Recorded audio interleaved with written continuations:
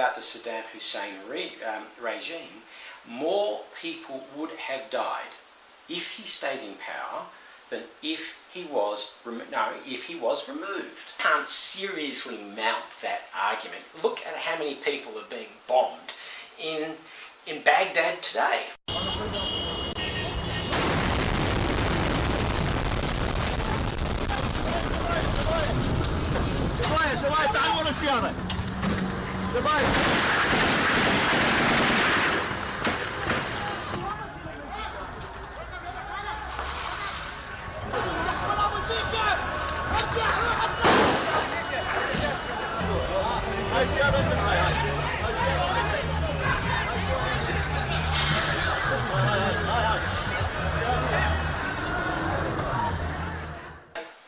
One thing clear, like I'm not a supporter of war, it was just the least bad option available. I'm not saying this intervention was done very well either. I think that the American intervention has been appalling, very poorly planned, very poorly organised, and not well thought out on what do you replace Saddam Hussein with.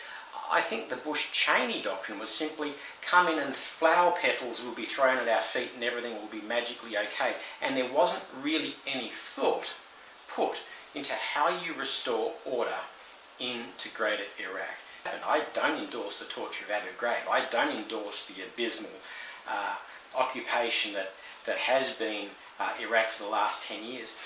And because the occupation was done so badly, it's harder and harder to mount a case that the conflict was worth it. But when you start to look at the data, we had a high point in the first 5 years after the conflict, according to IraqiBodyCount.net, of about 30,000 people a year dying at its high point.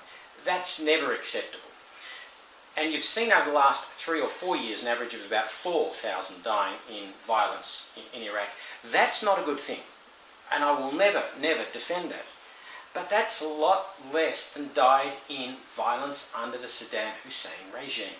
How can you possibly say that a death rate 1/10 the size is worse than a death rate 10 times higher?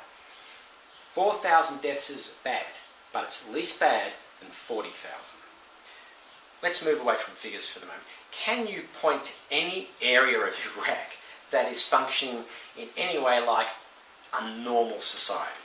Well, yes, Andrew, I think here in Kurdistan we can.